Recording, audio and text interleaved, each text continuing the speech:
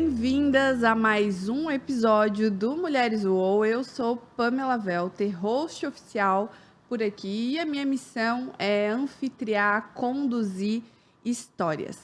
Hoje a gente está recebendo uma mulher maravilhosa por aqui, Gabriela Dias, sexóloga, palestrante. Ela é de Tubarão. Eu ia tentar arriscar falar tubaroense, é isso? Tubaronense. Tubaronense. Mas daí agora, né, foi.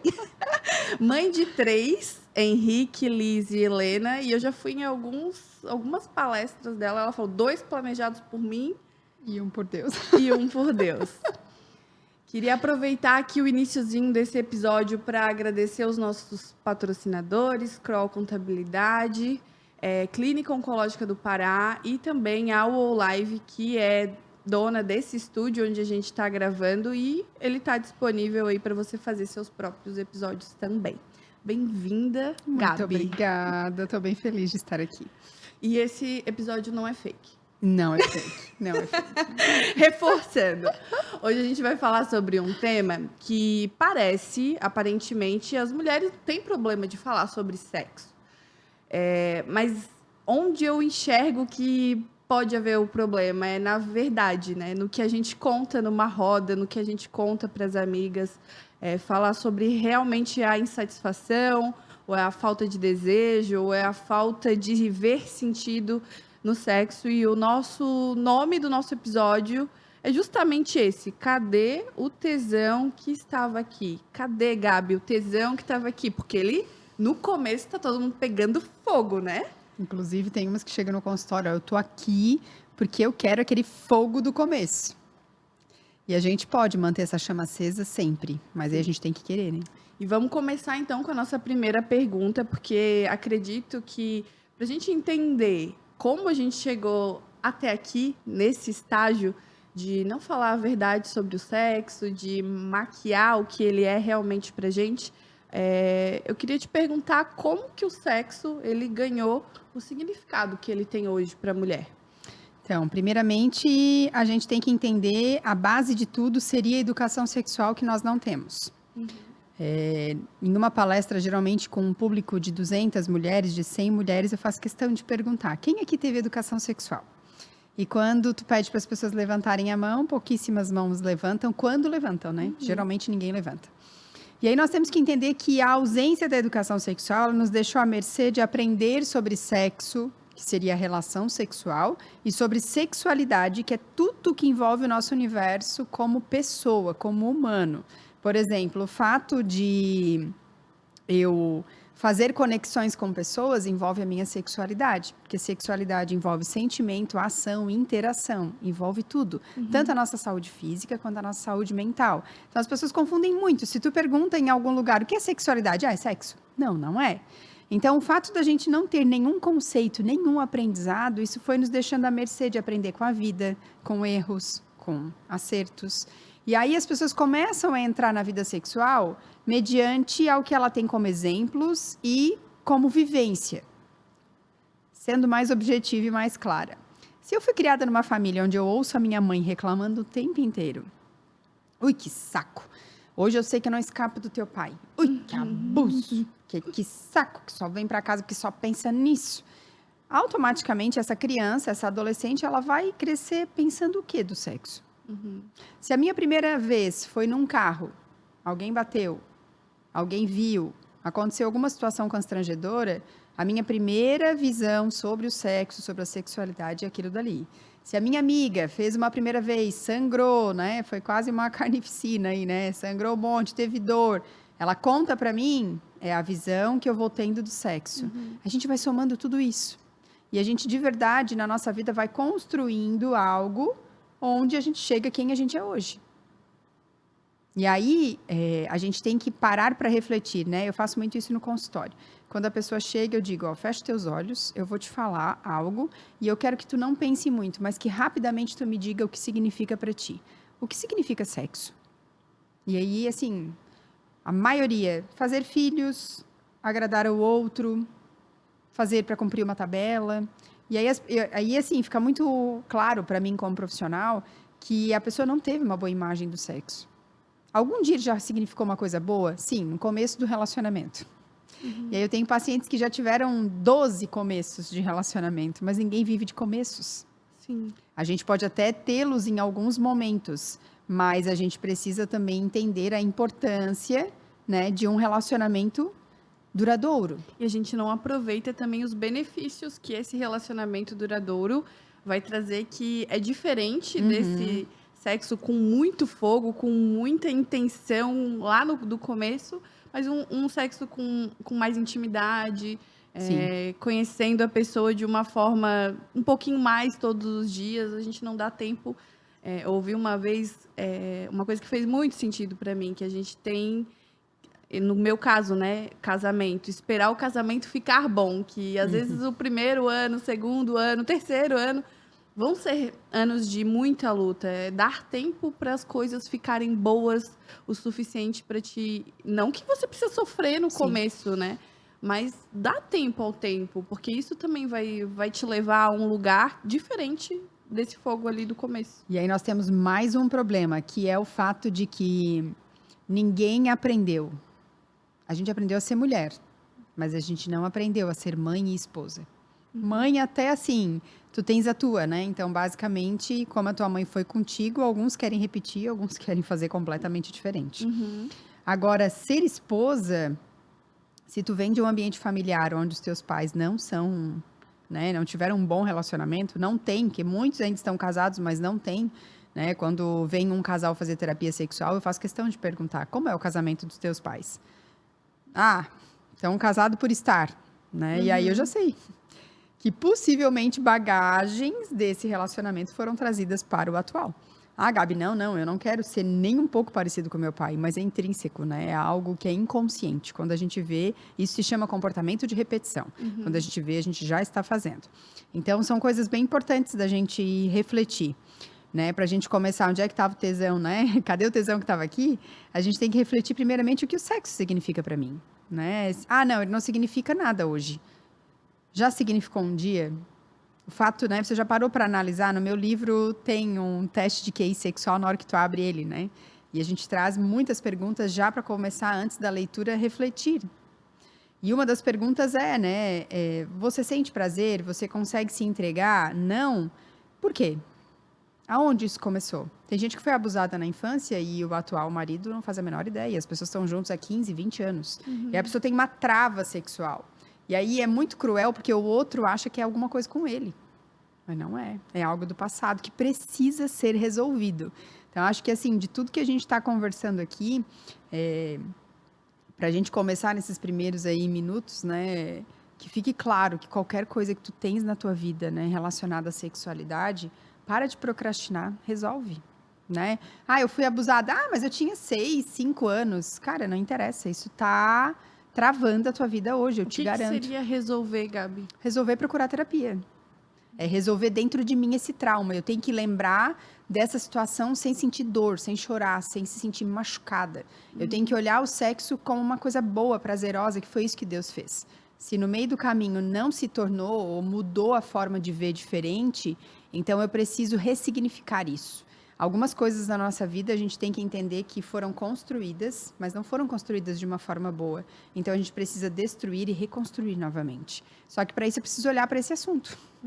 E aí que está o problema. As pessoas não querem olhar para esse assunto, as pessoas não querem conversar sobre esse assunto. E aí se torna muito desafiador, porque eu tenho, né, algo, um pilar, né? Hoje a Organização Mundial da Saúde, ela elenca 4 pilares para a nossa qualidade de vida: saúde, família, lazer e sexo.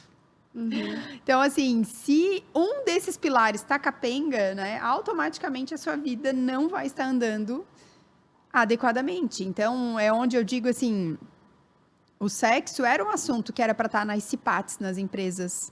Era um assunto que era para estar, por exemplo, agora está muito em alta esses eventos de empreendedorismo, né, os summits aí que tem.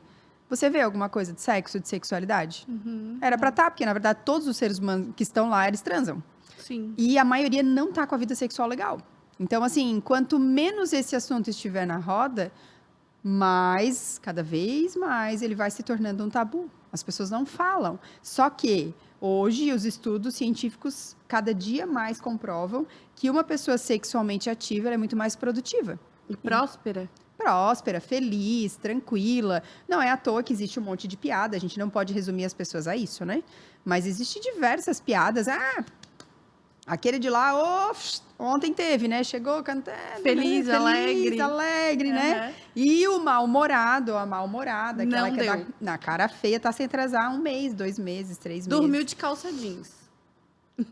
Essas piadas, elas não podem, a gente não pode resumir as pessoas a isso, mas elas têm um sentido, elas têm um porquê, né? Então, de forma inconsciente, talvez as pessoas sabem que o sexo deveria ser algo prazeroso. Exatamente. Que traz uma boa consequência. Tanto que ela liga isso ao fato de você estar bem-humorado ou você estar mal-humorado, né? Exatamente. Só que lá dentro, não. Lá dentro as pessoas entendem que o sexo é uma coisa e a minha vida é outra. Ô, Gabi, quando eu escrevi aqui, né, eu comecei o episódio falando assim, vamos pensar em um tema sexy, porque do que adianta a gente fazer um podcast e as pessoas não se interessarem? Se a gente escrever lá sexualidade feminina, talvez a mulher diga, não é pra mim, isso tá check, né? Sim. Faço sexo, sexualidade feminina, tá tudo certo, sei tudo o que sobre esse assunto. E daí a gente escreveu, cadê o meu tesão que estava aqui? E na minha cabeça veio muito a autorresponsabilidade que a gente tem de manter este tesão. Porque uma das coisas que talvez nós, como mulheres, mais erramos, e daí me corrige se eu estiver errada, é colocar na mão do outro a inteira responsabilidade de que o sexo seja bom, porque ele vai me proporcionar uma experiência incrível, o melhor sexo oral, o melhor não sei o quê da vida. É tudo responsabilidade dele. E quando eu não tenho um sexo tão bom assim, eu não vejo nada que eu poderia ter feito diferente. Eu não analiso, mas eu não... eu não me dediquei nada na preliminar, sabe, uma calcinha diferente, eu não me coloquei nesse lugar de responsabilidade do sexo ser bom. Sim. E eu espero totalmente da outra pessoa que ela se coloque nesse lugar. Exatamente. Aí a gente volta novamente lá atrás. A gente volta no ressignificar o que o sexo significa para ti. O que você ouviu, a primeira coisa? Como você vê ele? Porque, assim, meninas, né, quando não querem fazer algo, tipo as minhas filhas, né? Mãe, não quero escovar o dente. Não, você vai escovar o dente agora. Você joga no chão, chora, faz todo aquele drama, né? Aquele auê. Elas são crianças, elas podem ainda fazer isso. Agora, as mulheres adultas, elas fazem o que tem que ser feito. Então, a minha libido não tá boa, o que eu mais ouço hoje no consultório é, nossa, faz 2 anos que eu tô pra vir aqui. Sim. Nossa, faz 6 meses. Nossa, se tu olhar o histórico aí, eu já te chamei umas 30 vezes no consultório, né? Que não sou eu que respondo, mas elas falam como se, né, estivessem falando comigo. Então, assim, a gente vai procrastinando, porque na nossa cabeça aquela área não é uma prioridade, aquilo não é importante. Então, ressignificar é entender o que o sexo e a conexão que te traz, né? E aí nós falamos... a gente tem que ter muito cuidado aqui, né? Não me interpretem mal quem está assistindo, nos vendo, ouvindo, enfim. Mas a gente tem que ter muito cuidado com quem a gente segue e quem a gente ouve. Em rede social, em podcast, em mídias, como de uma forma geral. Porque o empoderamento feminino, ele é algo fantástico. Ele veio para nos ajudar, para colocar a mulher aonde ela tem que estar mesmo, né? Recentemente eu postei, eu andei de avião e a piloto era uma mulher, eu achei aquilo incrível, fantástico, né? Porque se alguém me contasse, eu acho que dificilmente eu acreditaria. Dá um orgulho, né? Demais, só que na vida sexual eu ainda percebo que as mulheres estão muito longe de viver isso, muito longe. Então, assim, a gente precisa, de verdade, assim, entender que o sexo e que o prazer também foram feitos para a mulher, né? Hoje eu vivo isso no consultório, ouvindo diariamente de mulheres que viveriam tranquilamente sem, que não é necessário, que não precisam. E aí é onde que essa linha de empoderamento é perigosa. Porque muita gente na rede social bate no peito, né? Meu corpo, minhas regras, eu transo quando eu quiser, você não deve fazer nada só pelo outro. E aí, se eu estou num relacionamento, não é bem assim. Não, Até nunca. porque quem fala isso, geralmente tá sozinha.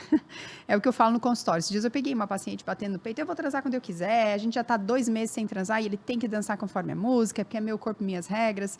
Eu falei, olha, eu vou te dizer algo que de repente vai te chocar e até tu não vai gostar. Mas assim, na boa, termina esse casamento então. Vai viver a tua vida. Transa quando tu quiser, com quem tu quiser, pega um cara a cada 3 meses e faz. Porque não é justo com o outro. A gente tem que entender quais são as necessidades. Se eu estou num relacionamento, é 2 pessoas, não é uma só. Sim. É a mesma coisa eu achar que porque eu sou mãe dos meus filhos, eles têm que fazer tudo que eu quero. Eles são seres humanos. E são pessoas que não estão ligadas a mim. Saíram de mim, mas são independentes, né? Então, a gente não pode, de forma alguma, não interessa a linha, né, de raciocínio que você segue, quem você segue, mas as pessoas que falam esse tipo de coisa, eu acho que tem que ter, assim, muito cuidado no que fala e como fala, né? É claro que o seu corpo, ele é seu, você não é obrigada a transar se você não tem vontade, você não é obrigada a fazer determinadas posições. Hoje eu atendo pessoas que são obrigadas a fazer, por exemplo, o sexo anal, não quer, e eu tenho paciente que está fazendo tratamento com proctologista, porque está o ânus, assim, totalmente lacerado, né? Então, para mim, isso é um tipo de estupro dentro da própria casa. Sim. Né? Uma violência. Exatamente. Aquilo que o outro obriga, né? E aí eu acho que é onde essa frase vale. Né? Meu corpo, minhas regras. Eu não quero esse tipo de prática, não aceito, tá me fazendo mal e ponto. Agora, levar para o lado de que só vai rolar sexo quando eu quero... E da mesma forma, né, gente, aqui não estou defendendo o homem. Até porque o homem que quer transar todos os dias no meu consultório, na terapia sexual, eu falo, cara, não vai rolar, só isso. Porque tu não vai achar nenhuma mulher que queira todos os dias. No começo, todo mundo quer. Mas faz isso 10 dias seguido com ele, pra ver se no 11º ele não tá fugindo de ti. Eu já dei essa dica, assim, com algumas deu certo, com outras não, mas tudo certo, né? Cada uma conhece o seu. Sim. Mas é bem importante a gente entender que, estando num relacionamento, é uma conversa que, quando eu dou como tarefa no consultório, gera polêmica, né? Quando eu digo, olha, a tua tarefa é vocês 2 conversarem e chegarem num consenso, o que seria o ideal para cada um? Nem quero perguntar isso, eu já sei que ele vai dizer que é transar todo dia, eu não tenho vontade para todo dia, não vai rolar e vai virar uma brigaçada. Não, peraí, são 2 adultos conversando, né? Ou tem alguma criança no meio? Nós vamos chegar num consenso é, eu quero todos os dias, eu quero uma vez por mês. Casamento é o quê? É cada um doar um pouquinho. Sim. Juntos a gente vai mais longe. Então, desculpa, é o entender assim... Né? Num caso como esse, de uma vez por mês todo dia, o que eu faço lá no consultório? Ó, vamos fazer um acordo então. Uma vez por semana. Saem satisfeitos? Óbvio que não. Porque ele continua querendo todos os dias e ela continua querendo uma vez por mês. Mas nós temos que entender que no relacionamento, por que é importante saber o que é importante para o outro, né? O que seria o ideal? Me perdoe. Não, tem a pessoa sabe que tá ficando velha quando ela tem que botar, né? Despertador para remédio. Despertador para remédio, bem essa, né? Meu Deus do céu. Então, assim, a gente tem que entender que esses tipos de diálogo, e aí agora acho que a gente entra num assunto muito importante, que é o diálogo sobre sexo. Essa questão do tesão, né, da libido, do desejo, está muito atrelado à ausência do diálogo. As pessoas, elas não falam o que elas querem, o que elas não querem, o que é importante para elas. E aí, o fato de estarem se relacionando por um tempo, elas acham que, tipo assim... Esses dias eu achei muito engraçado. Uma estava há 2 anos sem ter orgasmo. E ela disse, eu tô aqui para tu me ajudar, porque não tem cabimento uma pessoa, né? A gente é casada há 20 anos e durante 18 anos eu tive orgasmo, e faz 2 que eu não tenho. Tá muito ruim, porque só ele tá tendo prazer, eu não, e tá ficando complicado. E aí eu fui questionando, até que chegamos ao ponto de que eles não estão se beijando. E eu falei, tá, mas não tem, né? Como molhar o gramado, como diz, né? Um amigo meu lá na rádio, como que tu começa o negócio sem molhar o gramado, né? Não tem como se o beijo não rola. E ela falou, ele parou de me beijar?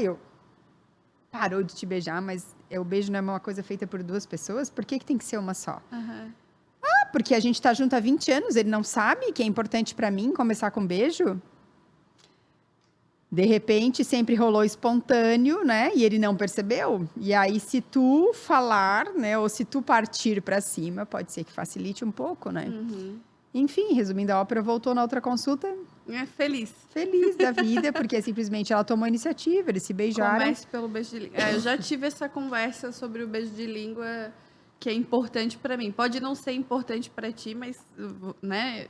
Mas para mim, eu preciso começar ali. Na verdade, mesmo as que falam, referem que para elas não é importante, eu posso garantir que são pessoas que não pararam para avaliar a importância do beijo de língua, porque a língua, a gente, assim, os estudos falam e é bem interessante, né? Se você pesquisar aí no Google, você vai achar.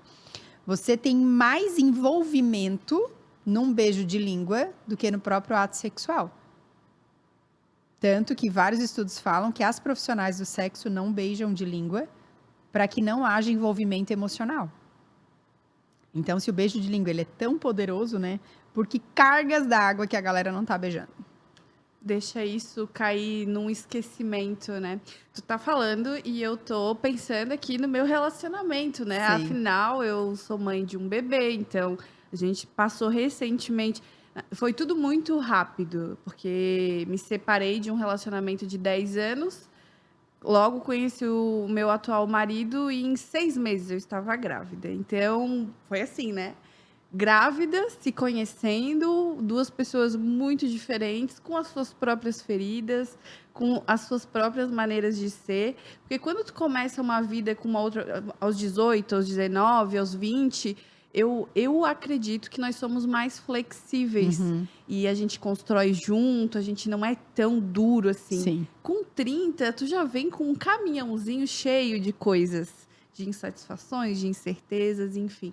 E tu tá pronto ali para lutar pela maneira de ser que você acha correta. E então a gente foi tudo muito rápido e eu fico pensando assim que às vezes a conversa não sai porque a gente não sabe nem por onde começar. Daí eu fiquei pensando, no meu caso, né? Eu não quero começar um diálogo com ele e ele achar que eu tô criticando o sexo dele, que o sexo não tá sendo bom para mim. Ou eu vou falar para ele assim, eu gosto mais dessa forma aqui, não sei. Às vezes é um pouco isso que trava, sabe? Porque tu não quer gerar uma briga. E daí, com esse medo de tocar no assunto e o outro interpretar de outra forma, tu se isenta de uma conversa. E aqui vai muito da mulher, ela, primeiro, né? Falar com amor, que é uma coisa que a gente às vezes tem dificuldade muita, no né? grito. De ir conversando assim e chegando no assunto. E eu acho que, pensando no meu próprio relacionamento, porque eu acho que ele não vai conseguir escutar até aqui esse podcast, então tá tudo bem, é só uma conversa, um papo nosso. É de a gente não desistir da conversa, porque na primeira vai ser muito difícil, na segunda talvez. Se eu disser para ele assim, gosto mais desse jeito aqui, ele já vai me olhar, tá, do outro jeito, então tô fazendo há 3 anos errado. É zona de conforto, né? A gente sabe que ninguém quer sair de um lugar que é confortável, mas o relacionamento para ele ser maduro e para ele ficar melhor é que nem fase de videogame. É fácil passar de uma fase para outra? Não. Se a gente olhar para o futebol, é fácil para um time, né, ir ganhando aí, chegar à primeira divisão? Também não. Então, por que no relacionamento as coisas têm que ser fácil, né? Essa questão do diálogo, a primeira coisa que eu faço no consultório é tirar essa palavra DR, né? A gente tem que entender que discutir relação, só o nome já dá até uma depressão. Discutir.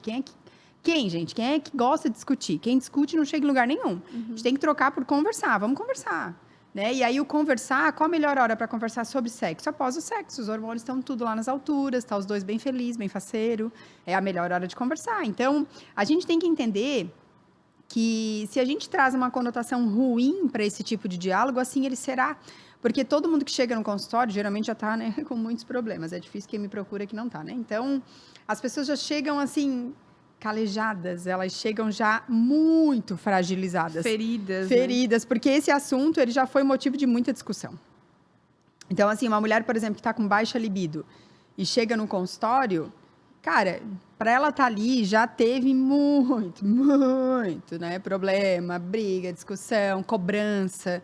Então, qualquer coisa que fale sobre o assunto é igual um gato quando ele vê água. Já, né? Sim. Se esquiva todo. Então, assim, a gente tem que tentar tratar esse assunto com mais naturalidade. E aí é onde eu digo que a leitura, ela é muito importante, né? Para pensar. O quanto que você lê sobre sexo, sobre sexualidade. Gabi, eu nem gosto de ler. Beleza, não gosto de ler, então você deve ouvir podcast, você vê vídeo no YouTube. Tenta pesquisar sobre o assunto, tenta se inteirar sobre esse assunto.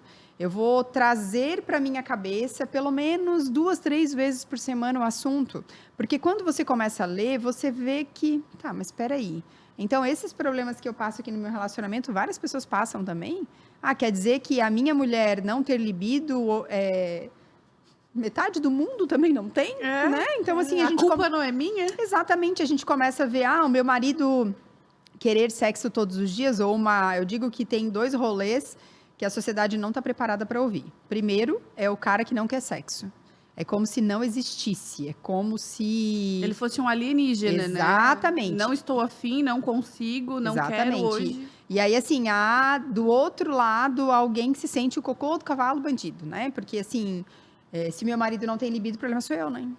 Lá estamos nós, né? Carregando mais uma culpa para as milhões que a gente já coleciona. Então, assim, é porque eu tô gorda, é porque eu tô feia, é porque depois que eu tive filho, e não tem nada a ver com isso. O cara não ter libido tem a ver com ele mesmo, tem a ver com hormônios, tem a ver, enfim, com um monte de coisa. E o outro bate-papo que a galera não tá pronta é a mulher que quer sexo, né? Eu tenho algumas clientes, pacientes, que tiveram um casamento desastroso, tóxico, né? Ou ficaram viúvas, enfim. E são mulheres que estão voltando pra pista, né? Querem iniciar um novo relacionamento. E a mulher chega num encontro e ela fala que ela quer sexo, né? Os homens não estão preparados para ouvir de uma mulher que ela quer sexo. Então, assim, a nossa sociedade tá muito louca, né? Tá tudo muito bagunçado, porque é um padrão estabelecido, assim como na nossa imagem. Enfim, a mulher bonita, ela é a magra, ela tem, né, um perfil, ou ela é loira, ou ela é morena, né? Ela tem que dançar conforme aquela música, né? Se o cabelo do momento é longo, então, para ser bonita tem que ser daquele jeito, né? Então, a gente vive um estereótipo. Quem sai fora disso, ou quer chamar atenção, aí vem 1 milhão de coisas, né? Mas, enfim, a gente tem que entender que no nosso relacionamento, quanto menos eu escondo, mais a gente evolui. E aí, assim, é outro ponto muito importante. Porque, além do diálogo, né, que a comunicação não é o que eu falo, é o que o outro entende, que eu acho, assim, essa frase fantástica, e ela define realmente de verdade os relacionamentos. Acho que eu contei aquele exemplo na palestra do cara que dava tapa na bunda. Tu lembra? Não. Esse é um exemplo clássico, assim, eu falei para eles, cara, o exemplo de vocês vai rodar o mundo, porque eu vou falar em podcast, eu vou falar em palestra, onde eu for eu vou ter que contar. Eles chegaram no consultório, ela com a cara muito feia, bem séria, assim, de braço cruzado, né, tipo... E ele, todo sorridente, né, sentou, eu vi que ele estava mais acessível. O que eu posso ajudar vocês? Aí ela ficou quieta, ele tomou a iniciativa. Doutora, essa parede e eu, para ela, acho que é a mesma coisa. Eu falei, meu Deus. E ela continuava de braço cruzado. Foi ele que procurou a consulta? Ele que agendou. E aí, como era para o casal, eu achei que era relacionado à terapia sexual de casal, mas na verdade era para ela. Ela que não tinha libido. E aí ele foi meio que acompanhar, né? E aí eu falei, é? E de que forma tu acha que tu tá estimulando ela sexualmente, né? Já que ele tava tão falante e ela tão quieta, né? Assim, então, doutora, chegou a crescer na cadeira, né? Então, todos os dias eu chego em casa, independente de onde ela tá, e pof na bunda dela. Na mesma hora, ela... Aí eu falei, tu não gosta? Ela assim, doutora, eu odeio. Eu odeio com todas as minhas forças. Eu falei, nossa, mas tu nunca falou isso pra ele? Aí ela assim, sim, cada vez que ele faz isso, eu falo, para, sai daqui. Eu digo, querido, tá ficando difícil pro teu lado, porque eu sai daqui pra mim, tá óbvio, né? Aí ele assim, não, doutora, eu não sei quantos maridos acompanham as suas esposas, mas eu tô aqui porque eu amo essa mulher. Aonde tiver que ir pra ajudar, pra gente melhorar, eu vou. Só que, antes de ter os filhos, quando ela falava, para, sai daqui, eu achava que é porque ela queria mais tarde. Depois que vieram os filhos, eu achava que é porque ela não queria que fizesse na frente dos filhos. Mas eu nunca imaginei que ela odiasse tanto. Aí eu pedi para os dois se virarem um de frente para o outro. Falei, agora você vai olhar nos olhos dele e você vai dizer de que forma você se sentiria estimulada sexualmente. E aí ela falou, se ele me abraçasse, se ele me beijasse, sem intenção de sexo. Se ele me abraçasse sem colocar a mão nas minhas partes íntimas. Se ele me ajudasse se ele me ajudasse com as crianças, se eu não precisasse ficar pedindo as coisas, né? Chegou em casa, tem louça na pia, aí eu tenho que pedir, aí não lava na hora. Daqui a pouco eu vou, só que às vezes daqui a pouco não acontece, e aí eu acordo no outro dia, a louça tá ali, e tudo isso aos poucos vai minando, e chega ao ponto que eu tô hoje, de eu não querer nunca fazer sexo. E eu olhei pro lado e eu vi um homem de 1,90 m chorando. E aí eu percebi o quanto a comunicação, 10 anos batendo na bunda, achando que estava estimulando, e 10 anos ela querendo matar ele. Então, olha só, né? A comunicação estava assim, né? Cada um para um lado. Então, eu falei para ela, tu tens noção que se no primeiro ano de casamento, tu olhasse nos olhos dele e tu dissesse, sabe como eu me sinto? Eu me sinto usada, eu me sinto diminuída, eu me sinto como se eu fosse uma vagabunda, enfim, o que tu sente, sabe? Se a mulher abrisse o seu coração, se a mulher não tentasse esconder, porque assim, a nossa sociedade, se a gente parar para pensar nas nossas criações também, né? Eu estou fazendo agora uma nova formação para ser também educadora sexual, emocional e de prevenção ao abuso sexual infantil. E nessa formação, na parte emocional, cara, quantas vezes eu já fiz isso? E é tão cruel, né? Tu chegar para uma criança, não chora, para de chorar, mas deixa de ser chorona, menina, né? E aí a gente já ensina os nossos filhos, e eu sei porque eu também fui ensinada assim, a ser reprimidas nas nossas emoções. Então, tu dizer para uma mulher, não chora, para com isso, nananã, automaticamente, quando a gente vem para o nosso relacionamento, quando a gente vai chorar, a gente já pensa, né? Para de chorar, chorona, o que ele vai pensar de ti? Tu vai ser menos mulher, né? E aí a gente vai trazendo tudo que a gente viveu, a gente vai trazendo para a nossa vida como mulher adulta. Então, a comunicação é você pode, né? E todo mundo faz isso. A gente esconde perfeitamente no nosso ambiente de trabalho, com quem a gente convive, na nossa vida social. Se você não está bem, tá tudo bem? Maquiada, sorrisão. Sim, a máscara, a gente pode colocar, né? Essa máscara, né? De feliz. Tanto que muita gente, quando a máscara caiu, né? Deixou de ser usada, muita gente ficou chateada. Porque quando estava de máscara, eu podia estar sorrindo, eu podia estar triste, ninguém nem ia perceber, as pessoas só viam o olho, né? E aí a gente, quando tirou a máscara, precisou voltar a ser bonecos, né? Você não pode mais ser de verdade. E aí o que eu percebo? Muita gente traz essas máscaras que eram para ser usadas na rua, que para mim também não eram, né? Eu acho que a pessoa tem que ser o que ela é, né? Eu não sou a favor disso. Mas, se você quer usar máscara, então continue usando ela na rua. Mas dentro de casa, cara, se o seu marido, se a sua esposa não for a sua melhor amiga ou o seu melhor amigo, tá na hora de você parar e rever todo esse relacionamento. Mas assim, abrir meu coração, né? Ele vai me achar chata, vai me achar... Não. A pessoa que está com você, ela te ama do jeito que você é, né? E se ela não te entende... Então, a comunicação de vocês não tá legal, né? Eu ouço muito no consultório as pessoas dizendo, faz 5 anos que eu falo tal coisa, doutor, e ele não muda. Faz 5 anos que você está falando de uma forma que ele não está te entendendo. Como era o caso dessa mulher, há 10 anos dizendo, para, sai daqui. O para, sai daqui, para ela, para mim também estava óbvio que a gente, né, é do mesmo universo, mas no universo masculino não é bem assim.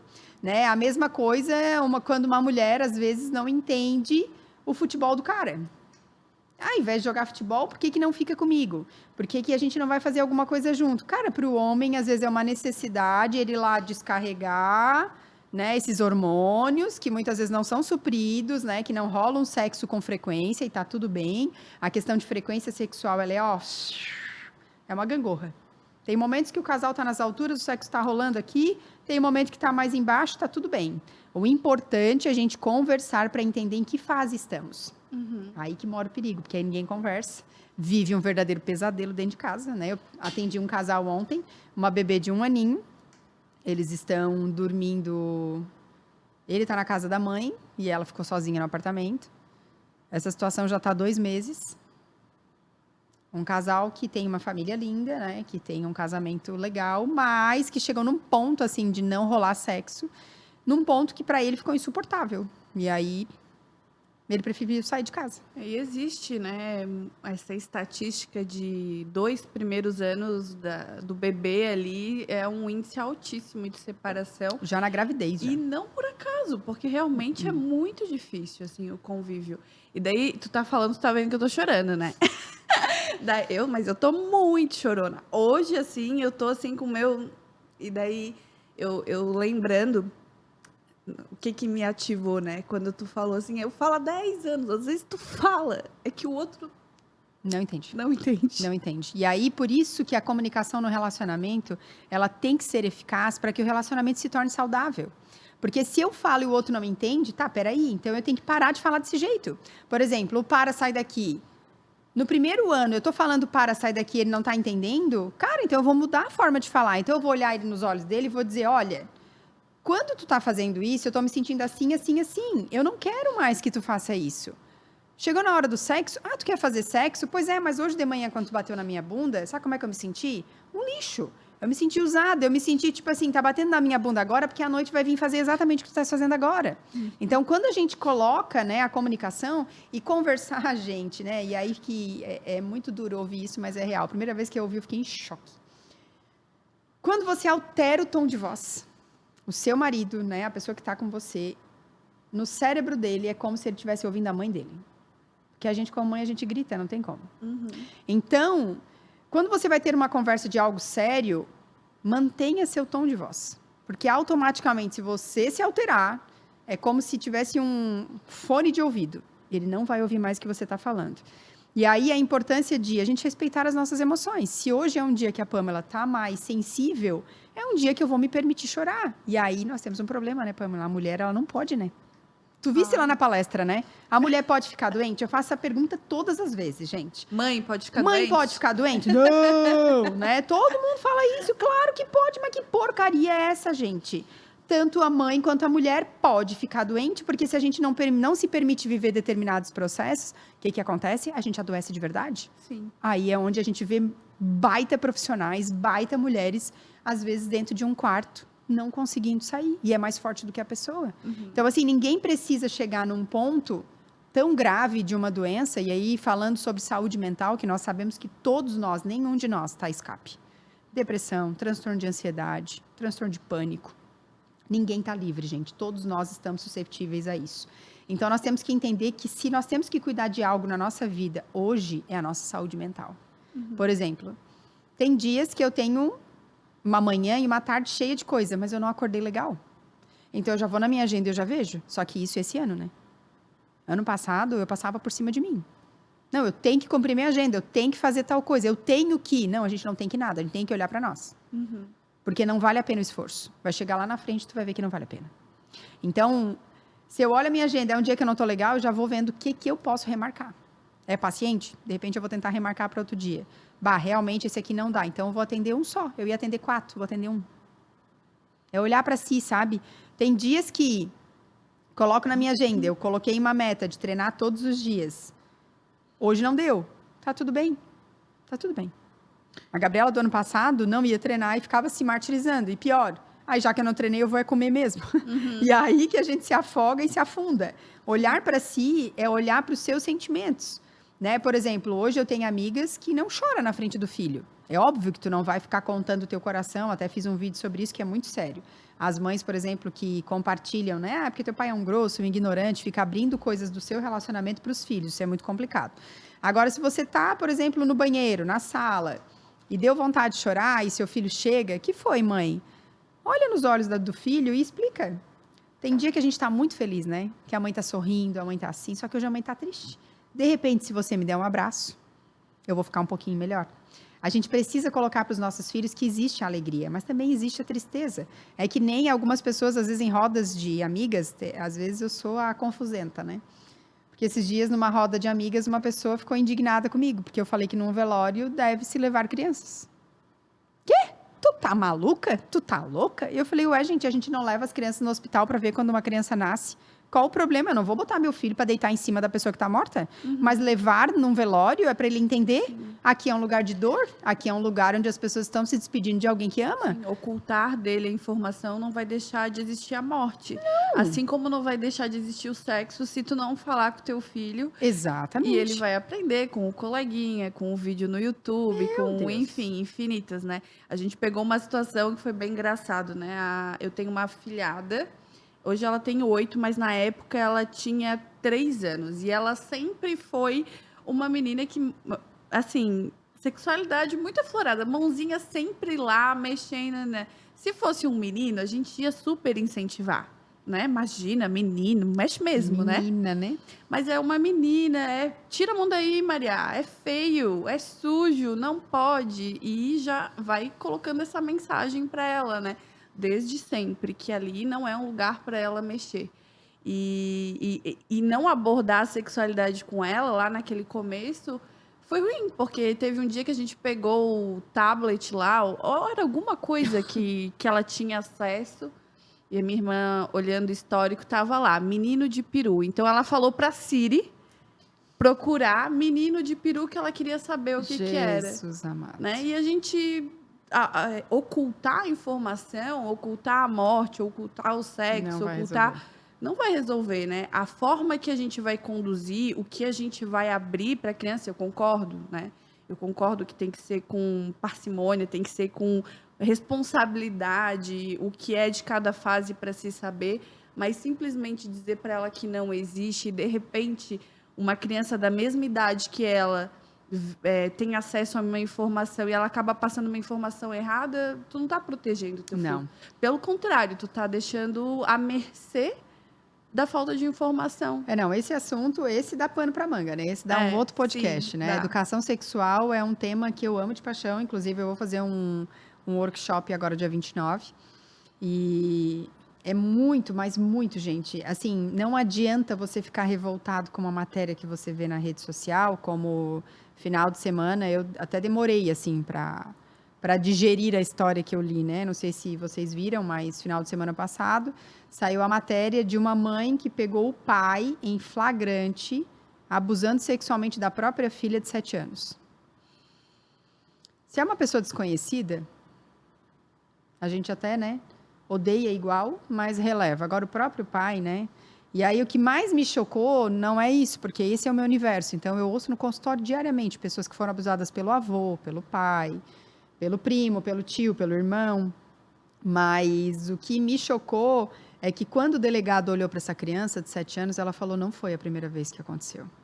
E aí, assim, para mim, como profissional, até que ponto, né, essa menina já não tinha tentado falar com essa mãe? Será que a mãe acreditou? Será que... Porque, assim, hoje, o que os estudos falam? Os estudos dizem que a última coisa que a criança faz é falar. Ela muda o comportamento. Então, se ela desenha colorida, ela vai desenhar preto e branco. Se ela é uma criança falante, ela não vai falar mais, vai ficar cada vez mais introvertida. Quando uma criança, por exemplo, pede, mãe, eu não quero mais ir em tal lugar e falar com tal pessoa. Mãe, eu não quero mais dormir em tal lugar. Perceba os sinais. A gente está muito corrido, né, Pamela? A gente está, assim, ligado no 520. Se o dia tivesse 48, 72, estaríamos trabalhando todas elas. Uhum. E aí, o grande problema disso não é o trabalhar, né? Que aí seria até hipocrisia da minha parte, porque todo mundo vê que eu trabalho pra caramba. Mas é o não observar os nossos filhos, é diferente, né? Porque negligenciar. Por exemplo, ó, o que aconteceu? Eu postei um Reels ontem, falando, porque todas as quartas entra uma história.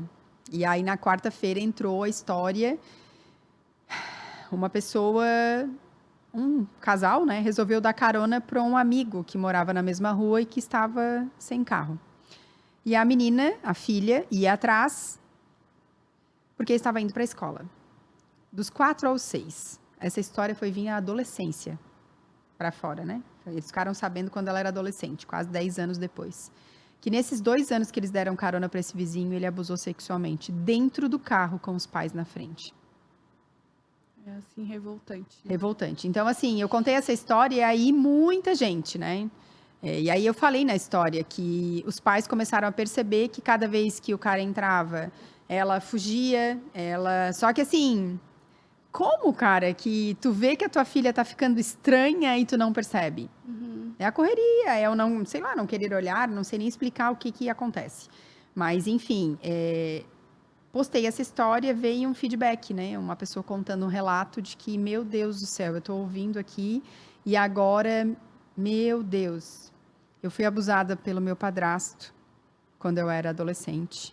E a minha filha, que é adolescente hoje, não quer mais ir dormir na minha mãe. E tu falou sobre a mudança no comportamento e eu acho que ela também foi abusada pelo meu padrasto. Como que eu não observei? Sim. Então, vocês entendem a seriedade? O quanto, muitas vezes, assim, são mudanças pequenas, podem até ser, mas nós precisamos observar. E aí é por isso que, gente, quando a gente não estuda sobre um assunto, como a educação sexual, quando ninguém te orientou, quando ninguém te falou, tu meio que vive a tua vida, assim, sem perceber, né? Tipo, isso não vai acontecer nunca perto de mim, né? Imagina, né? Hoje é a minha formatura, né? Hoje eu estou me formando como terapeuta sexual. E ali no grupo que a gente tem dos profissionais, essa semana aconteceu uma situação também que ficamos todos assim, meu Deus. Uma das colegas, que também vai se formar, chegou às 6 da manhã para treinar com o personal. E aí uma pessoa da academia percebeu que ela estava sentada, olhando pro relógio, pegava o celular e tal. Tu tá esperando o fulano? E aí ela, sim, eu não sei se tu viu, mas ele foi preso por assédio de menor, por pornografia infantil.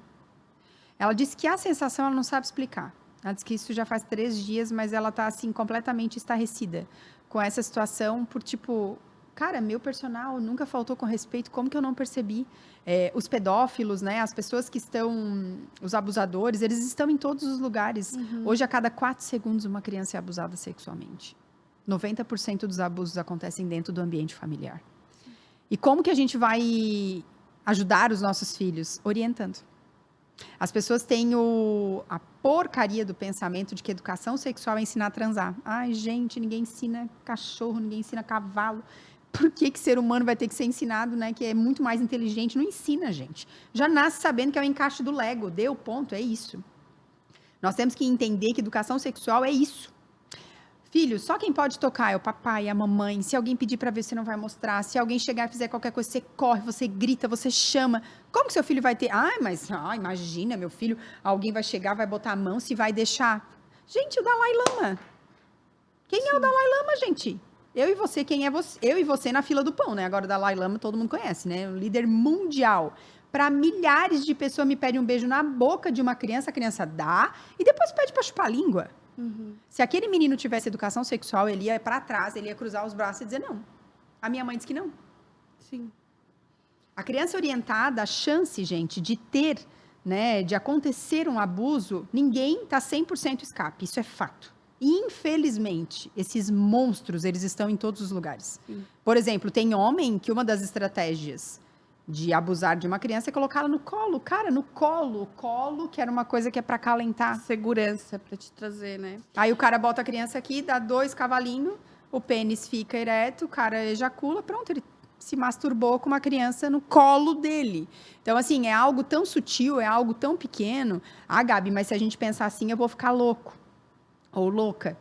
Não é questão de ficar louca, é questão de ficar consciente, né? O caso da menina ali, do pai que deu carona, você vai dar carona para alguém, tá sua filha atrás, vai você atrás, deixa o ser humano na frente. Sim. Ai, mas é alguém da minha família, não interessa, não interessa. Seu filho... geralmente 90% dos casos é na família. E assim, essas pessoas, gente, é um distúrbio, é um transtorno. As pessoas, elas precisam entender que elas têm que ter tratamento. E assim, a gente precisa... Não, estava vendo aqui uma pergunta. Tem gente aqui dizendo, né, mas a minha filha sempre escuta que é só o pai e a mãe que pode mexer. Beleza, então você está fazendo a sua parte. Educação sexual é isso. A minha filha, 4 anos, ano passado, disse que as meninas na hora ali do parquinho foram no banheiro e aí baixaram a sainha e uma estava mostrando a pepeca para outra. 4 anos. Uhum. E eu falei, o que você fez, filha? Assim, quase já engasgando. Ela assim, não, mãe, eu olhei para elas e falei, eu não vou mostrar. A minha é só pro meu pai e pra minha mãe. Virei as costas e fui pro parque brincar. Graças a Deus. Mas por quê? Porque Sim. A minha filha tem orientação. As outras estavam tudo lá mostrando. Ai, Gabi, qual o problema? A menina de 4 anos só mostrando pra menina. Pois é, mas se você naturaliza uma criança mostrar para outra, se um adulto pedir para ver, ela vai mostrar também, porque Sim, a criança não tem maldade, gente. Ah, mas a criança é maliciosa. Se a criança tá maliciosa, aí você tem que ver com quem ela tá andando, o que ela tá assistindo, o que ela tá dançando. E o que ela tá escutando dentro de casa também, né? Não só dentro de casa, porque às vezes, né, gente, a gente tem que entender que tem mãe que às vezes não pode colocar numa escola, não confia e deixa em casa. Com a avó, com uma tia, com uma madrinha. E o que essa pessoa ouve ou vê? Tem diversos relatos de avós que assistem pornografia que o neto está do lado. Uhum. Cara, a avó, né? A gente tem que... a gente foi para um outro lado, né? Porque talvez para o início de tudo, que é o que tu começou falando. Exatamente. Que a gente não tem e que muitos dos nossos bloqueios, quando a gente chega nessa vida adulta, que a gente já tem condições de se defender, a gente pode lidar com o nosso próprio sexo. Talvez a gente não tenha ferramentas, porque a gente não foi abastecido lá na infância também com isso, né? Com certeza. Em relação ao que a gente começou, Gabi, para a gente fechar a nossa ideia de cadê o tesão que estava aqui? Porque ele existia. Eu queria que se tu puder trazer pra gente coisas práticas, assim. Se a mulher pudesse visualizar uma lista do que ela poderia fazer hoje para ela resgatar esse tesão que existe ou existiu em algum momento, o que ela poderia fazer? Primeira coisa, olhando para esse problema. Porque se a mulher não está mais encontrando o tesão que estava ali, nós temos um problema. E procrastinar, deixar para depois, não olhar para ele, não vai resolver. É a primeira coisa. Porque, como eu falei, né, a maioria fala, eu tô há 3 anos para fazer uma consulta, eu tô há 2 anos. Tem gente que deixa o casamento chegar na UTI para buscar por ajuda. E aí aplica isso para sua vida, né? Você sentiu uma dor de cabeça, aí você toma um paracetamol, que é normal, né? Aí no outro dia você toma uma dipirona, depois você já vai, que eu nem sei, né? Mas tem vários remédios bem mais fortes aí, Miozan, enfim, tu vai tomando um monte de coisa que é mais forte. Só que chega uma hora que você tem que marcar uma consulta, você vai no clínico geral. Às vezes o clínico não vai resolver teu problema, ele vai te encaminhar para um neurologista. E aí, cara, às vezes do neuro tu já vai pegar um encaminhamento para tu te internar, porque tu vai ter que fazer uma morfina porque tu tá com muita dor. Se a gente aplicar isso para o relacionamento, a libido ela não muda da noite pro dia. Ela vai vindo, né? Tu transava 3 vezes por semana, tu diminui para 1, daqui a pouco tá a cada 15 dias, daqui a pouco tá 1 vez por mês, e aí você vai deixando e vai empurrando. Quando você vê, seu casamento tá na UTI. Só porque ele não chegou na UTI da noite pro dia. Então a primeira coisa é olhar como era, como está. E gente, parar de colocar a responsabilidade nos filhos, no trabalho, nas coisas. A responsabilidade é nossa. Transar é coisa de adulto, né? Não tem nada a ver com criança. Ah, mas foi depois. A criança não escolheu vir. Ah, mas não foi planejado. Pois é, a minha terceira também não foi por mim, foi por Deus. Mas eu estava fazendo o que tem que ser feito, né? Que é o sexo. Então, a única coisa, né? A única forma 100% de não ter filhos é não transar. Então, se você está transando, você está na chuva para se molhar. Então, se o filho veio, eu tenho que lutar com as armas que eu tenho, porque ele não é o responsável do meu casamento estar desse jeito. Até porque a maioria das pessoas que consultam que as coisas não estão legais, quando eu começo a fazer perguntas de antes, já não estava antes. Só que é mais fácil eu usar a muleta que me parece mais na frente agora, que é os filhos. Então, assim, casal precisa de um Vale Night 1 vez por semana? Gabi, não tem como. Não consigo ninguém, moro numa cidade onde eu não tenho rede de apoio. Que tal uma amiga que tem algum filho na mesma idade para você deixar umas 2 horinhas seu filho brincando e você sair com seu marido? Não precisa dormir. Só para você sair. A criança vai amar brincar com outra criança e você vai poder dar uma saidinha com o marido. Não, Gabi, não tem como, a gente não confia, a gente tem medo, beleza. Então, vamos fazer o seguinte, você vai começar a fazer uma rotina para o seu filho ir para a cama mais cedo. Que é a primeira coisa, esse negócio dos pais dormirem no mesmo horário com os filhos é cilada, Bino, como dizia o povo aí daquela série que tinha lá com aquele ator bem famoso, que eu esqueci agora o nome dele, Antônio Fagundes. Nós temos que entender que a criança deveria dormir umas 9, né? Se os pais vão dormir às 10, por exemplo. Essa 1 horinha é a hora de conexão do casal. Não é para transar. É a hora para fazer uma janta juntos. É a hora para sentar e conversar. É a hora... Porque, assim, se vai dormir todo mundo junto com as crianças, nós estamos exaustas, né? A gente já tá só no pau da rabiola. Deitou na cama... Já era, foi, né? Aqui jaz. Então, assim... A gente tem que ter essa 1 horinha antes de dormir para a gente poder conversar, poder planejar, poder, por exemplo, o casal adora comer um sushi, mas a criança não come. Então, você vai pedir um sushi para comer nessa hora. Botou o filho para dormir, o filho tá lá, tá tudo bem. E vocês dois aproveitam esse momento. Se rolar um sexo depois, beleza. Mas essa conexão, voltar a namorar, gente, ver uma série junto, ver um filme. Aí o que eu mais ouço no consultório. Doutora, não dá. Me pede tudo menos isso, porque ele gosta só de tiro e bala. E eu gosto de romance. A gente não consegue ver nada junto. Gente, vamos abrir mão um pouquinho, né? Um dia você vê tiroteio, né, para agradar ele, outro dia ele vê um romance. Mas aí dorme. É tanto mimimi que, assim, eu vou ser muito sincera com vocês. Quem quer faz, quem não quer arruma uma desculpa. Para cada solução que tu der, vai ter 300 formas de aquilo não acontecer. Acho que de tudo o que a gente falou, se a mulher que estiver escutando gravar uma só, né, que é responsabilidade dela fazer com que esse sexo dê certo. Sim, e assim, não só dela, né? Também, né? Dos dois. E aí, assim, onde que entra os dois? Na comunicação. Eu não gosto do jeito que você me aborda pra gente transar, né? Seria um outro ponto. Vocês precisam conversar sobre isso. Ah, eu não gosto desse negócio. Porque assim, eu sempre falo, e uma das coisas que tá no meu livro é que o sexo começa no bom dia. Só porque muitas vezes esse homem não sabe o que é o bom dia para a mulher. Para algumas, de verdade, é o bom dia, é o abraçar, é dizer que Deus abençoe teu dia, fazer qualquer coisa no começo do dia. Tem mulher que não, de manhã elas não funcionam, né? Tem isso, né? Tem mulher que não acorda de manhã, ela vive a manhã dela dormindo mentalmente, né? Então ela não quer que ninguém fale com ela. Então você tem que conhecer, né, meu camarada? Você não vai andar num carro que você não conhece, né? Você precisa conhecer. Então você tá num baita de um avião aí, você tem que conhecer ele. De repente, para ela, o bom dia é você no meio da tarde mandar uma mensagem. Como você tá? Só passei aqui para dizer que eu te amo. Né? Tá tudo bem? O simples fato de um homem perguntar para uma mulher se ela está bem, para ela aquilo já é algo muito bom. Então é o entender, e claro, para o homem entender, a mulher também precisa falar, né? Ó, é importante para mim que você faça isso. É importante para mim que você não fale isso. Quando tu chega em casa já fazendo uma falaçada, porque, né, tem homem que às vezes chega em casa e vê a casa desarrumada.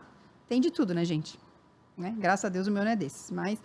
E aí, quando o homem já chega falando um monte, aí depois na cama quer, será que essa mulher, né?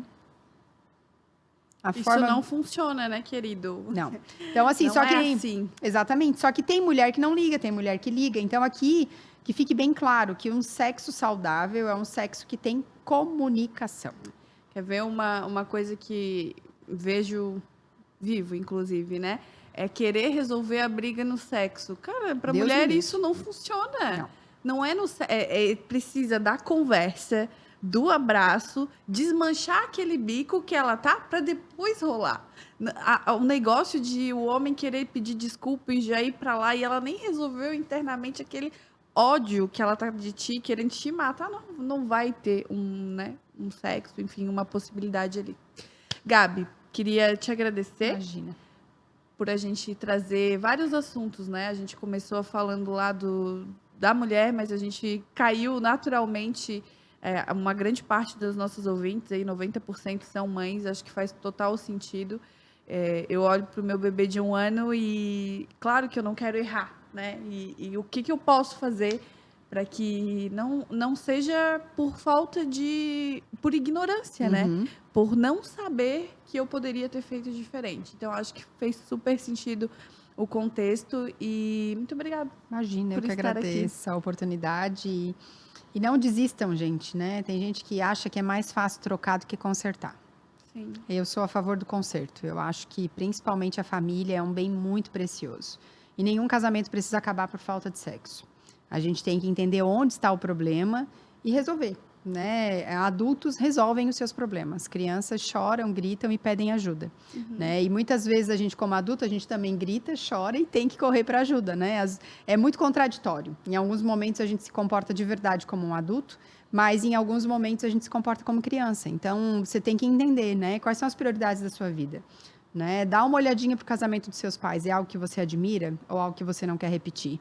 Muito dos problemas do nosso relacionamento tem a ver com as bagagens que a gente traz dos nossos pais. E, às vezes, o comportamento de repetição está sendo algo muito equivalente no meu casamento. Então, se os seus pais não tinham uma boa comunicação, bem possível que você não está conseguindo ter com seu marido. E é coisa que é simples de resolver. É você estudar, é você ler, é você entender que você não acerta sempre.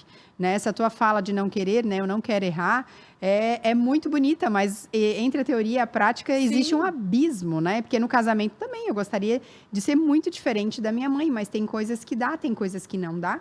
E aí todos os dias, a gente tem que colocar na nossa cabeça que a gente está sendo a melhor mãe, a melhor esposa que a gente pode. Não a que a outra é, né? O que a gente sabe ser naquele momento, Exatamente. Né? Então, quando eu digo que a gente não quer errar, é justamente isso, né? O que eu estou deixando de me aprofundar, por exemplo, né? Talvez numa conversa com meu marido, que a primeira não vai ser boa, a segunda não vai ser tão confortável, mas o fato de isso se tornar um hábito, né? Levar a gente para um lugar onde o sexo não seja uma coisa assim tão difícil, impossível de ser falada e comentada e pedida. Onde eu posso melhorar nessa questão, né? Como eu posso não errar negligenciando o saber. Tá, então tem esse caminho aqui para seguir. tem essa forma aqui de conduzir uma educação sexual com uma criança, tem essa maneira aqui de eu voltar a ter a minha libido, né? De eu procurar saber. Muito obrigado. Eu acho que a gente tem que fazer mais episódios. Então... Fica o convite para quem não me segue na rede social, @GabrielaDiasOficial. Vai ser um prazer ter vocês lá, sempre com bastante conteúdo, falando sobre tudo isso que a gente falou aqui. Então tá bom. Até o próximo podcast. Beijos.